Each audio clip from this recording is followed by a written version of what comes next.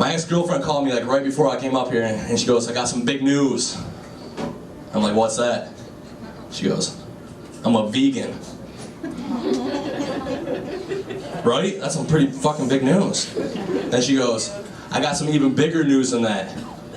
I'm also a lesbian." I was like, holy shit. When you give up meat, you take that shit seriously.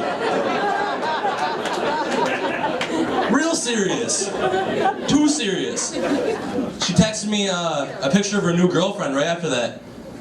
Kind of upset me. She looked exactly like me, but bigger, you know what I mean? So I've been traveling around. I got some roommates. I've had roommates. Anybody else have roommates before? They suck. Holy shit, always leaving egg on the pan all the time.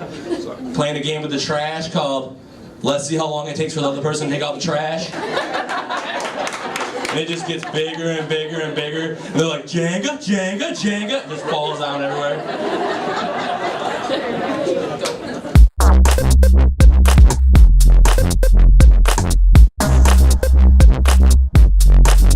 I recently got back from Vermont.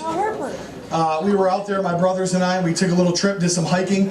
I realized how out of shape I was when I got halfway up the mountain we were climbing, and this group of special needs people actually passed me. They were blind. So when I get to the top of the mountain, I did the right thing. They were taking a group photo, and I nudged him, and I'm like, "Wow, look at that view."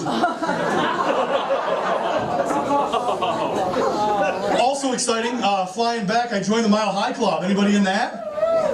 Would have been sweet if my wife would have been there. In fact, it would have been sweet if anybody would have been there. Speaking of my wife, we like to watch movies, and as we're watching the movie, she's constantly asking me what is going on. And I have to explain to her, "Honey, I have no idea I'm watching the same movie that you are. I'm not a psychic. If I were a psychic, I would have foreseen this exchange and we never would have gotten married." My wife and I, again, I pick on her a little bit. She's not here tonight, so that makes it a little bit more fun for me. But we read. We're readers. You guys probably didn't notice that. But we like to read before we go to bed. The problem is we get tired, the lights are on. We argue whose turn it is to turn the light off. Who's going to get up out of bed, turn the light off. It's your turn, whatever. So I went out and I bought the clapper, right? Thought, hey, problem solved, right? So then, the mood strikes. Things start slapping around a little bit. Yeah. Next thing you know, you're getting busy underneath that strobe light. Yeah. You know what I'm talking about. Look at her. She's like, yeah. Last week, I'm throwing down some of my best moves. She's arching her back, her arms are flailing. And I realized that she was just having an epileptic seizure because of the lights. It's okay, you guys, it's okay. I finished. Speaking of being finished, that's my time. Pete McCarthy, thank you guys very much.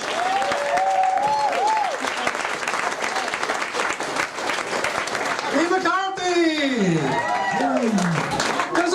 Look like the lead singer of AC/DC if he had a thyroid problem. Yeah. Really? Rock on, Pete. Weird.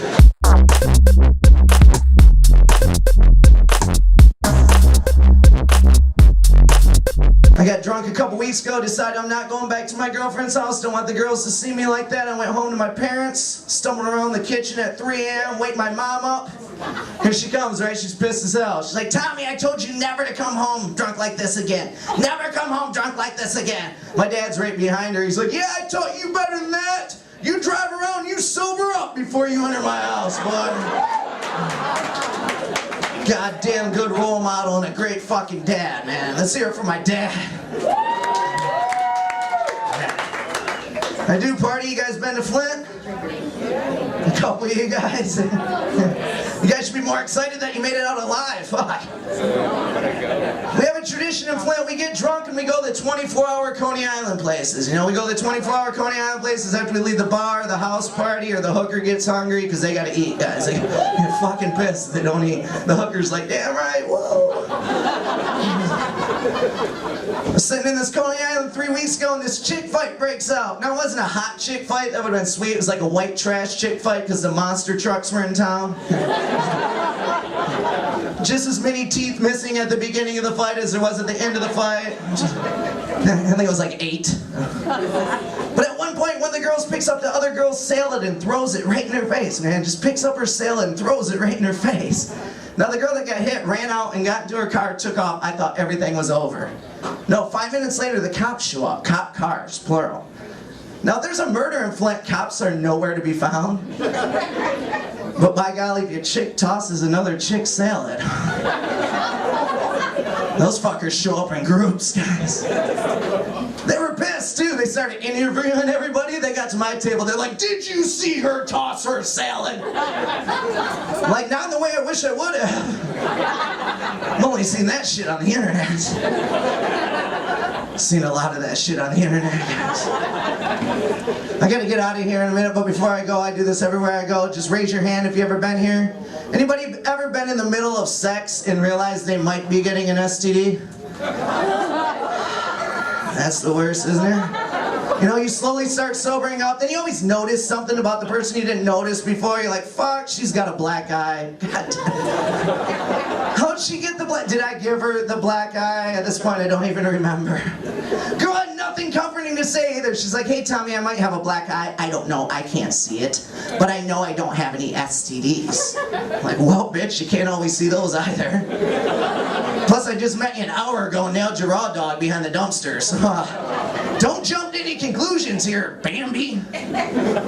Sex is scary, man. Like I said, we have a 7 and 9-year-old at home now, you know, and I'm glad that they're not a newborn, you know. They know how to talk, they don't shit in their pants, you know, past that. So I'm wearing the birth control pill, but give the guys the birth control pill. Give me the birth control pill. At least I'd have something to blame this extra 50 pounds on, ladies. Girls would do that. Girls would gain 2 pounds and be like, it was that goddamn birth control pill. If it wasn't for that stupid birth control pill, I wouldn't have gained. Oh, shut the fuck up. I just watched you suck down a double bacon cheeseburger. Pretty sure it's not the pill. I told my ex-girlfriend, I said, give me the pill. I told her, I said, give me the pill. I'll take 8 of them a day. 8 of them a day. She said, you can't do that, stupid. It causes diarrhea, which leads to dehydration. You can end up in the hospital and it can even ruin your uterus. Would you love me if I had a broken uterus? Would you love me if I had a broken uterus? Probably more than I'd love you if you had a baby. But sex is scary, man. My buddy called me the other day. People want to do weird things to get scared. He's like, let's go see that Conjuring movie, man. Let's go see that Conjuring movie. I want to get scared. Like, no, go out and experience a real life thrill. You know, like go pick up a hooker in downtown Detroit. Fuck it, just go to downtown Detroit. But while you're there, get the hooker with the black eye. Her name's Bambi. Tell her Tommy Thompson sent you. Thank you guys, it's been awesome. Once again for Brian B and the Sunday Night Funnies, man, the best open mic around.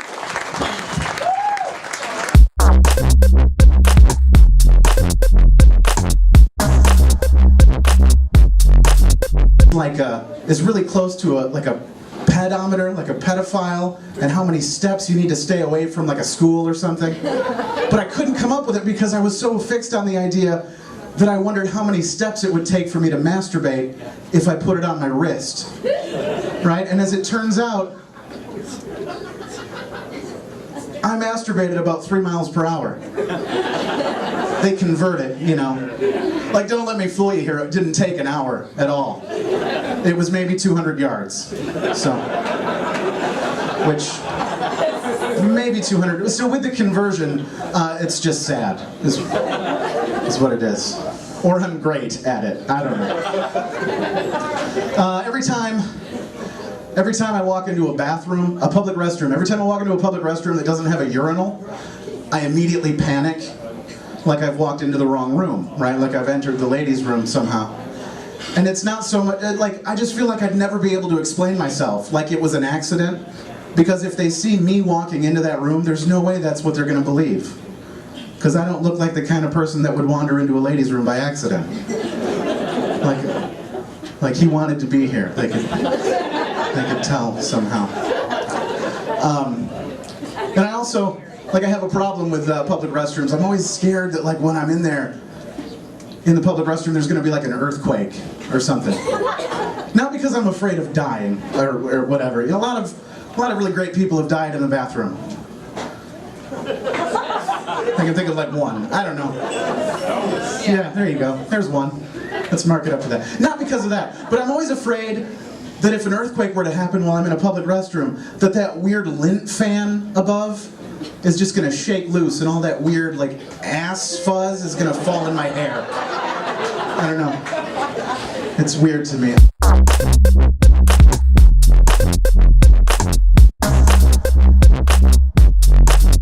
Thank you very much. Thank you, thank you. Some of you guys are looking at me like, what's Danny Bonaducci doing on stage? People come up to me all the time, they're like, is that your real hair color? Do you dye your hair? As if I intended to look like this. Because there's so much sex appeal in the leprechaun look. You know? Would you like to slide down my rainbow? It's hard to get lucky when your hair is the same color as red lights, fire trucks, biohazard stickers. Basically anything that means stop and use caution. It was rough growing up with hair that screams, tease me. Man, I've been called everything. Red, ginger, opie, alcoholic. And that's just by my mom. And let's face it, most women, you guys like to eat that sweet white vanilla cake or the dark chocolate cake. Nobody ever wants carrot cake. Don't get me wrong, there are some benefits, there are some perks. Like, it's really hard to wrongly accuse me of leaving pubes in the bathroom.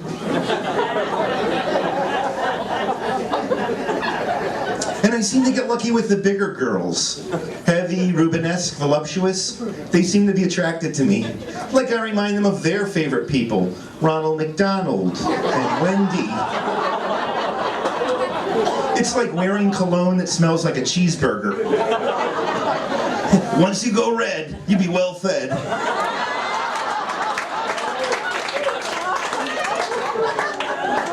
You guys are laughing. I can't go to a Wendy's without somebody thinking I'm from corporate.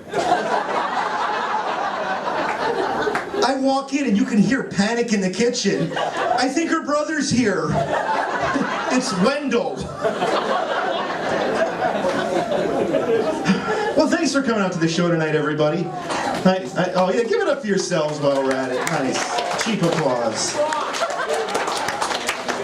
I know how hard it is in this economy. Nobody's got any money. In fact, one night a week, my girlfriend and I, we just stay in and have game night. We don't even leave the house. We just stay in and play games. Not typical games like Scrabble, Monopoly. No, we play games like, what did I say to piss you off? Sounds like a few of you have played that one before. Well, then we have a fun round of Name That Emotion. And then her favorite game, Why Are We Even Together? Yeah, this is that fun game where you're not supposed to say the first thing that comes to mind. I don't know, it's not because I like your cooking or your mother. Don't worry, she dishes it right back to me. She's like, I don't even like carrot cake, especially tiny little pieces.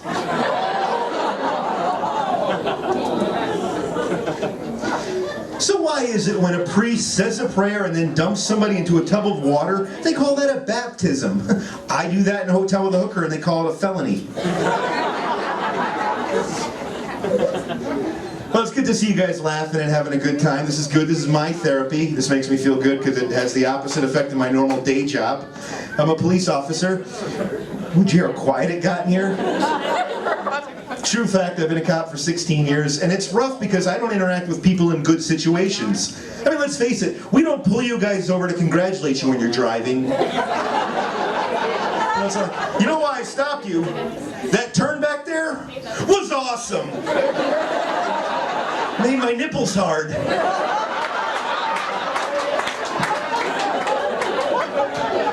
And every day I have to deal with people that have extreme personalities. Closed-minded, short-tempered, overly medicated, and this is just my command staff.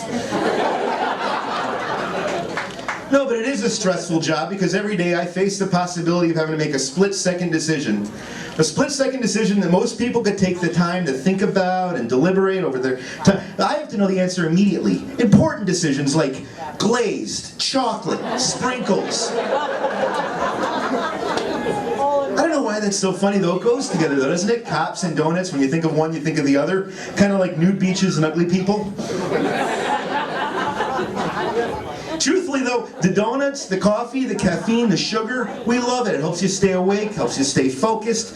You just gotta be careful. Too much caffeine and sugar can get you jacked up, cause you to do little mistakes, things out of order. Like with warning shots, you know, like, freeze or I'll shoot!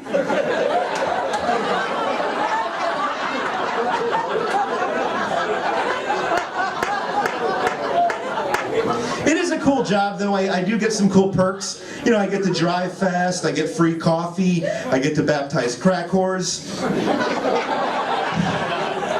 But don't get me wrong folks, when I'm not at work, I'm just as scared as all you guys are of seeing a cop in my rearview mirror. Seriously, having a cop follow you is like a wedgie you can't pick.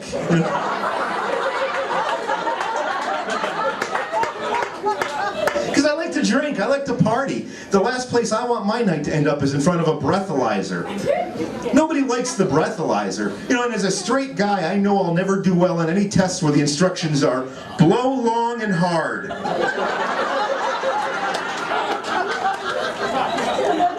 No, I hate the breathalyzer. I would rather run naked through a trailer park yelling, NASCAR sucks.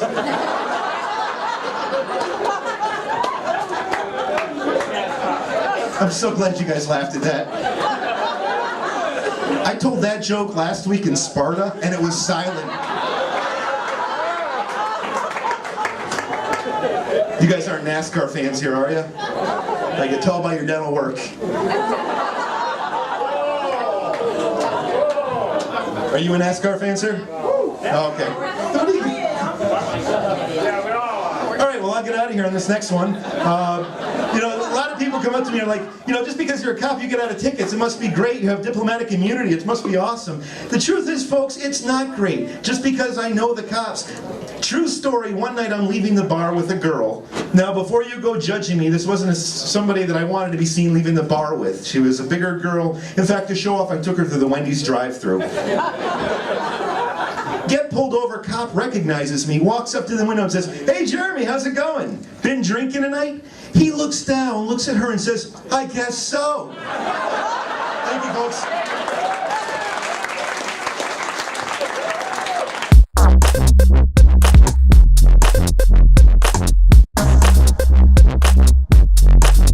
My life sucks, thank you dude, I don't need you to tell me that. I'm 29 years old, I'm a host, I work at a gas station midnights, and I live in a room that I rent on Craigslist.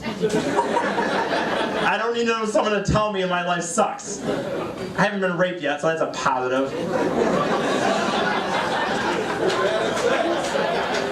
That I know of. What was that? What was that? You might as well just say it, dude. It's alright, I'm off track. What was that?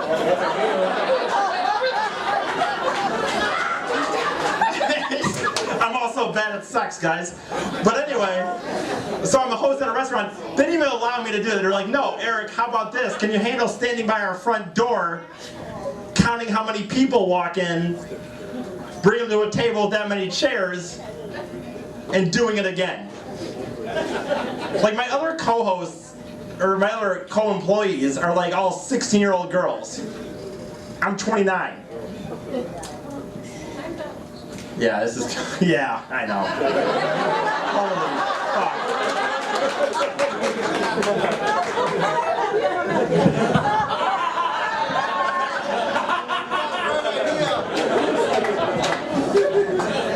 Can I tell one more? All right.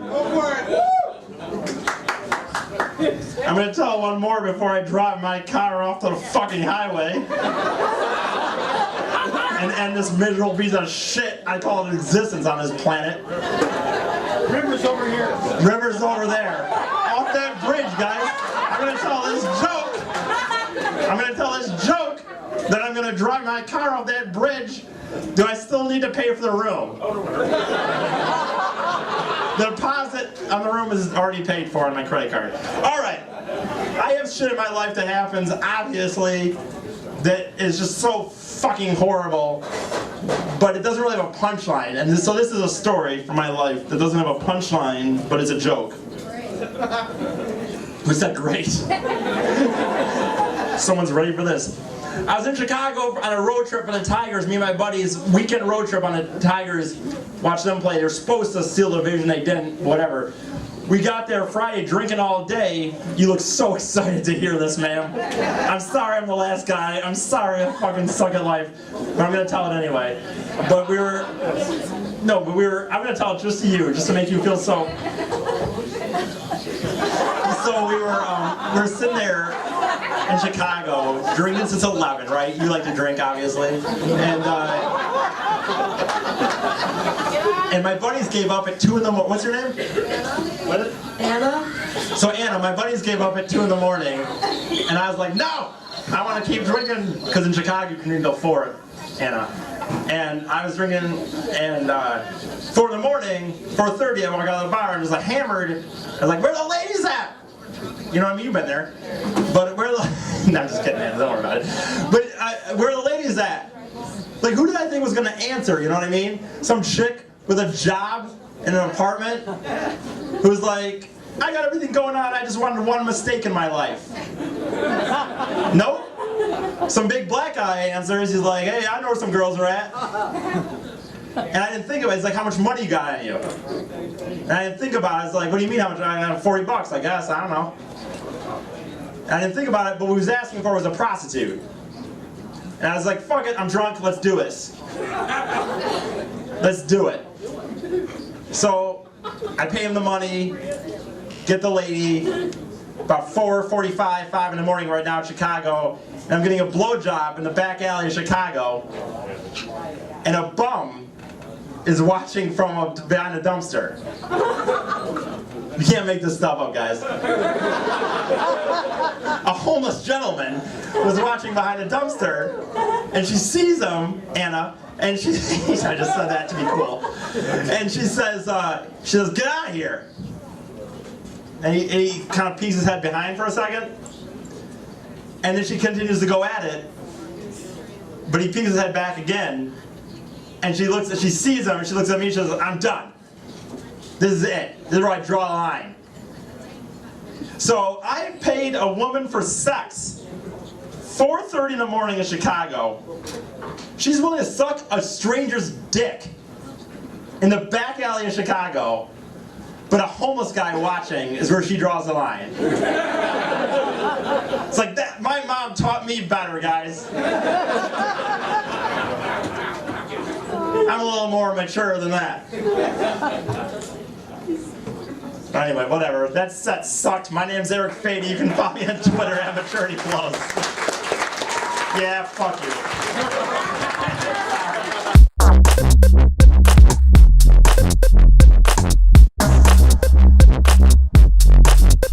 Before I get started here, I want to clear something up. There's been a bit of a rumor going around about me. I am not like a super wealthy guy, like a hedge fund or anything like that. I'm just a normal guy who does stand-up comedy. That's it. So I just want to clear that up. Cool? Cool. Thank you guys very much. Master Bledsoe, the limousine is ready. Wilhelm, we've talked about this. Guys, this is Wilhelm, my butler. We've talked about this not while I'm on stage, okay? Oh, right. Thank you. I do apologize. Thank you. Wilhelm, everybody. Wilhelm. Just a normal guy. Normal guy. Guys, I got laid recently. Yeah. I was as surprised as you are. Surprise is not a good look, though, for sex, but sometimes I feel a little bit guilty. I was raised somewhat religious, and sometimes I feel guilty for having extramarital sex. But I felt like I was okay because this girl had a Bible verse tattoo on her hip. And I spent a lot of time down by her hips because I'm a giver.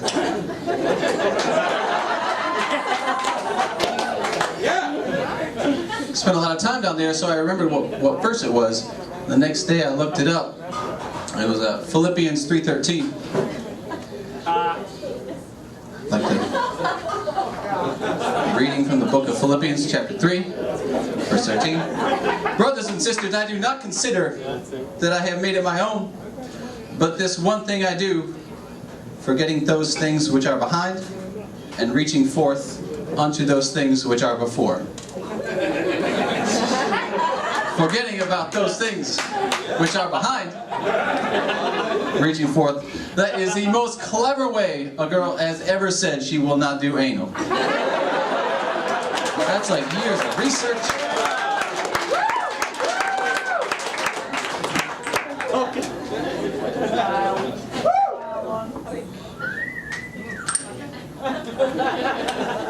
Thank you for letting me finish the joke. That was cool. Thank you.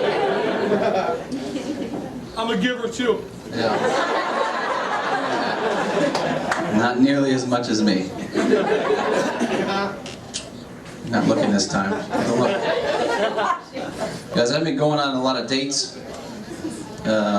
More than usual actually. And like I said before, I got late. I've been getting a date on a lot of dates. Like every date I've been going on, I've been getting laid. I actually have one tonight, and I'm pretty sure I'm going to get laid again. So. Master Bledsoe! Fuck. Yes, Wilhelm? The prostitutes are ready. I don't know what you're talking about, Wilhelm. The hookers? No, I don't. Ladies of the night. Nope, no, The bitches awake. All right.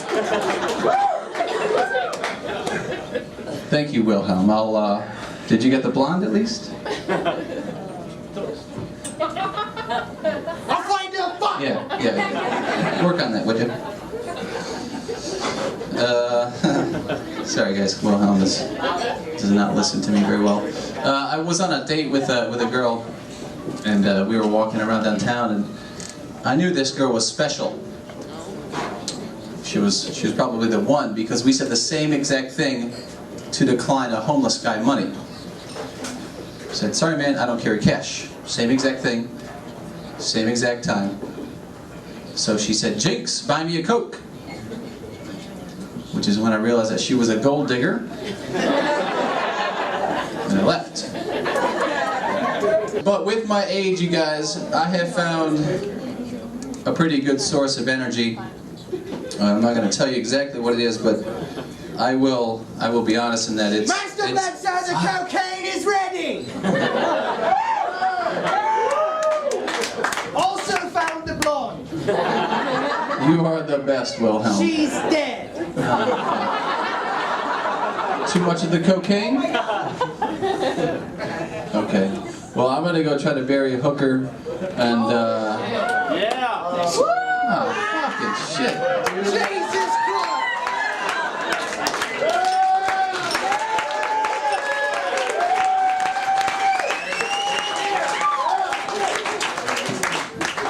Tell my mom I loved her. Thank you guys very much. My name is Andy Bledsoe. Thank you, Brian.